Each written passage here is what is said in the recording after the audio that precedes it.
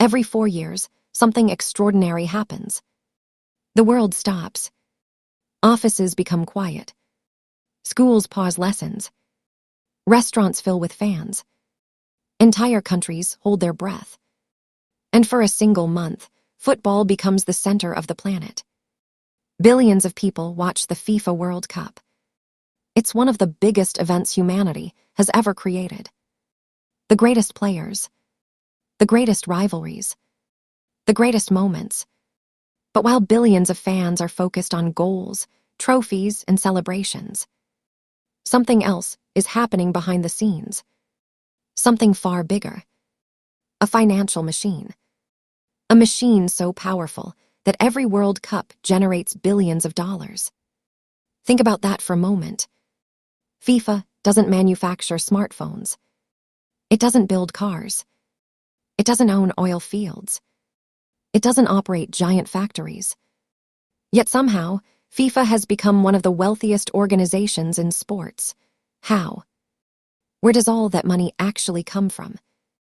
And why does every World Cup seem to make FIFA even richer than before? Most fans never ask these questions. Because the money machine is hidden behind the spectacle, behind the fireworks, behind the national anthems, behind the unforgettable moments we remember for years. But once you understand how the system works, you'll never watch football the same way again. Because the World Cup isn't just a sporting event. It's one of the most profitable businesses on Earth. And the story begins with something invisible. Something more valuable than gold. Human attention. Most businesses sell products. Apple sells phones. Car companies sell vehicles. Restaurants sell food. But FIFA sells something completely different. Attention. And in the modern economy, attention is one of the most valuable resources on Earth. Think about it. Every company wants your attention. Netflix fights for it. TikTok fights for it. YouTube fights for it. Advertisers spend billions trying to capture it. Because attention eventually becomes money. And nobody captures attention quite like the World Cup. For 1 month, billions of people voluntarily focus on the same event. The same matches. The same players. The same stories. This level of global attention is incredibly rare. In fact, it's almost impossible to replicate. And FIFA realized something important decades ago. If you control attention, you control opportunity. Every company wants access to those billions of viewers. Every broadcaster wants access. Every sponsor wants access. Every government wants access. And FIFA owns the key. The World Cup. The greatest attention-generating machine in sports. But attention alone doesn't generate billions. You still need a way to monetize it. And that's where the real money starts flowing. Through television screens. Imagine owning the rights to the biggest show on Earth. That's essentially what FIFA has. Every World Cup match is valuable. But not because of the football itself. Because of who is watching. Broadcasters understand something very important. Live sports are different. Most entertainment can be watched later. Movies, TV shows, documentaries. People can wait. But nobody wants to watch a World Cup final after already knowing the winner. Live sports create urgency. And urgency creates value. That value turns into broadcasting rights. Networks around the world compete fiercely for access. They spend enormous amounts of money. Sometimes hundreds of millions. Sometimes billions. Just for the right to show matches. And FIFA collects those payments. Year after year. Tournament after tournament. Broadcasting revenue has become FIFA's biggest source of income. Not tickets. Not merchandise. Not sponsorships. Broadcasting. The cameras. The screens. The audiences. And as streaming platforms continue expanding worldwide, the value of those rights continues growing. Because wherever people watch football, someone is paying FIFA for access.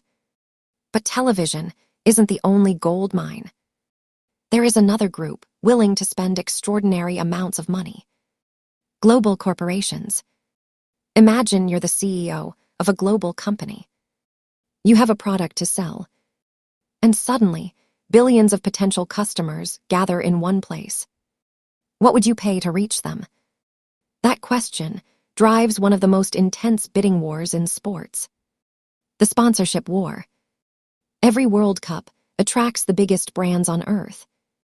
Sportswear giants, banks, technology companies, airlines, automobile manufacturers, payment networks, soft drink companies. Everyone wants visibility. Everyone wants exposure. Everyone wants their brand associated with football's biggest stage. Why? Because sponsorship isn't really about logos. It's about psychology. When fans celebrate victories, they unconsciously connect positive emotions to the brands they see. That emotional connection can influence purchasing decisions for years. Companies know this, which is why they spend hundreds of millions for sponsorship deals. Some partnerships last decades. Others are fought over aggressively behind closed doors. Because the reward can be enormous. One successful World Cup campaign can generate billions in additional sales. And FIFA understands this better than anyone. The organization isn't simply selling sponsorship packages. It's selling access to emotion, access to passion, access to billions of consumers. And corporations happily pay. But even sponsors aren't the only source of revenue. Because FIFA has another customer. The fans themselves. For many people, attending a World Cup is a dream. A once-in-a-lifetime experience. And people are willing to spend extraordinary amounts of money to make that dream come true. Flights, hotels, tickets, food, transportation, merchandise, souvenirs, hospitality packages. The costs add up quickly, but fans keep spending. Because football isn't just entertainment. It's identity. It's emotion. It's belonging. And emotions are powerful economic forces. A supporter might hesitate before buying an expensive watch. But that same supporter may spend thousands traveling across the world to watch their national team. Why? Because experiences feel priceless. FIFA understands this perfectly. The organization has built an entire ecosystem around fans spending. Official products, exclusive experiences, premium seating, VIP packages. Every layer creates additional revenue. Every emotional moment creates economic value. And millions of fans participate willingly. But while fans spend thousands, some organizations spend billions. Entire countries. Winning the right to host a World Cup feels like winning a prize. Cities celebrate. Governments celebrate. Citizens celebrate. But then reality begins. Because hosting a World Cup is incredibly expensive. New stadiums must be built. Transportation systems upgraded. Airports expanded. Security increased. Infrastructure modernized. The bill can reach billions of dollars. Supporters argue the investment stimulates growth.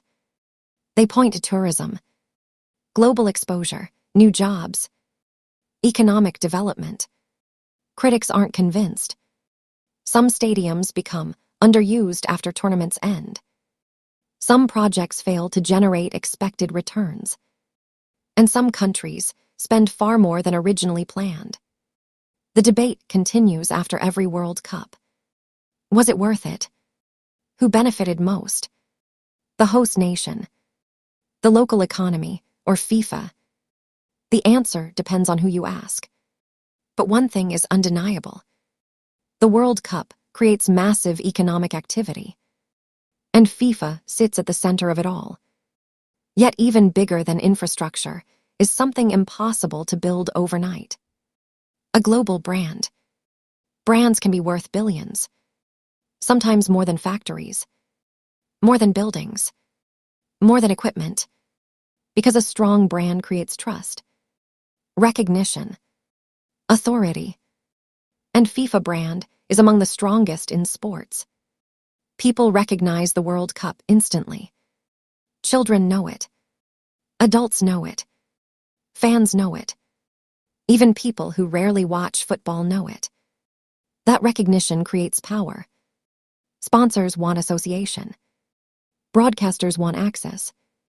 Governments want hosting rights. Everyone wants to be connected to the World Cup, because the brand itself has become incredibly valuable. And the stronger the brand becomes, the more money FIFA can charge. It's a self-reinforcing cycle. More attention creates more revenue. More revenue creates more promotion. More promotion strengthens the brand. And the cycle repeats. But FIFA isn't stopping there. Because World Cup 2026 is designed to be bigger than anything before it. World Cup 2026 isn't just another tournament. It's a business expansion. More teams. More matches. More host cities. More viewers. More sponsors. More opportunities. The tournament will span North America, one of the largest consumer markets on Earth. That alone creates enormous revenue potential. More games mean more broadcasting inventory. More games mean more sponsorship opportunities. More games mean more tickets. More games mean more spending. For FIFA, expansion isn't just about football. It's about scale. And scale often means profit. The organization hopes to reach new audiences, new markets, new revenue streams. Everything about 2026 points toward growth. But bigger tournaments also create bigger questions. Questions about power, money, and controversy. Whenever billions of dollars are involved, controversy follows. The World Cup is no exception.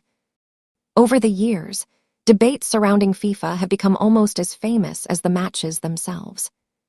Questions about governance. Questions about transparency. Questions about influence. Questions about commercial priorities. Critics argue football has become too focused on money. Supporters argue growth benefits the global game.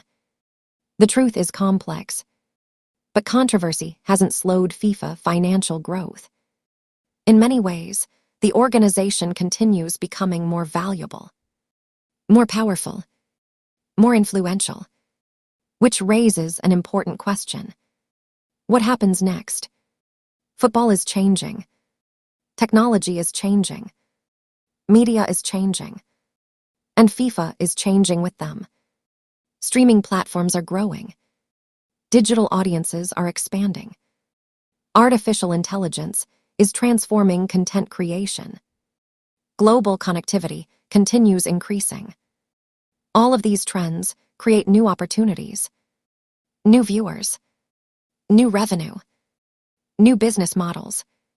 The World Cup of the future may look very different from the tournaments of the past. But one thing is unlikely to change: the value of attention. As long as billions of people continue watching football, FIFA financial machine will continue operating, growing, expanding, evolving, and generating enormous amounts of money. Because behind every goal, behind every trophy, behind every celebration, exists one of the most successful business systems ever created. The next time you watch the World Cup, remember this: you're not just watching football. You're watching a billion-dollar machine in action.